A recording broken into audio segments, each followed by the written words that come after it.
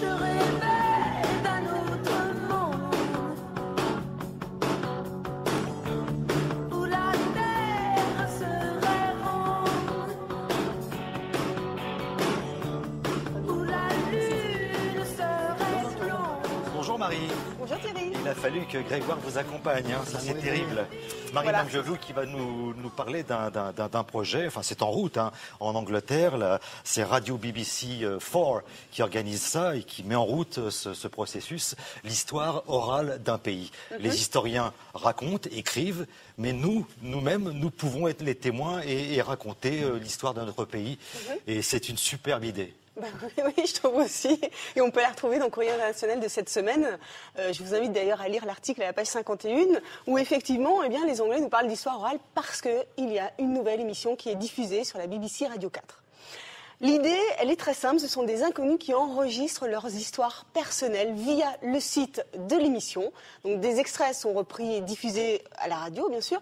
Mais la particularité, c'est que les conversations sont archivées dans une bibliothèque. Vous me direz, mais alors quel est le but, Thierry ? Quel est le but ? Raconter l'histoire pour celles et ceux qui, j'imagine, viendront plus tard, les enfants, les petits-enfants. Entre autres, c'est exactement ça pour les descendants, mais c'est aussi une manière de créer un portrait oral de toute l'Angleterre en enregistrant des milliers de conversations à travers tout le pays. Voilà, donc ça c'est vraiment intéressant et en Angleterre, ça c'est considéré comme de l'histoire orale. En France, on est beaucoup plus traditionnel, on est beaucoup plus classique et on accorde beaucoup plus de crédit à l'écrit qu'à l'oral. Donc l'histoire orale a vraiment une définition très différente entre la France et l'Angleterre. Donc explication, on regarde tout de suite le sujet.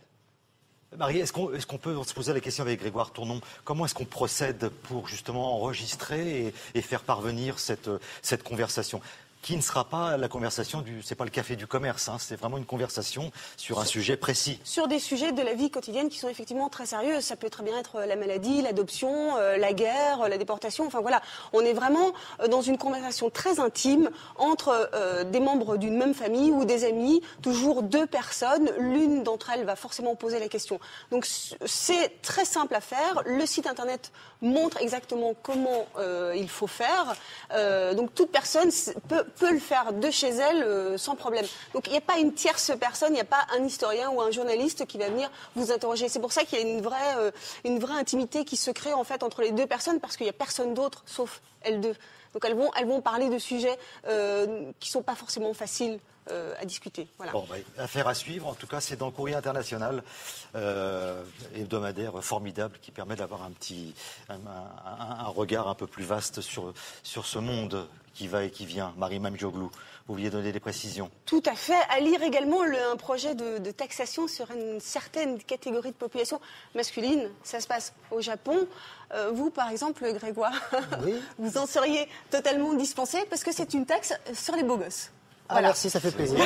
Donc ça, je voulais juste le dire parce que... Et moi, je vais payer un maximum. Vous seriez ruiné, mais en même temps, on ne peut pas tout avoir, Thierry. Ah, Je suis c'est fou, désolée. c'est terrible. Hein. Ça va me coûter très très cher. Donc à lire D'accord. également, c'est très intéressant. On va s'expliquer dehors après. On va D'accord. voir.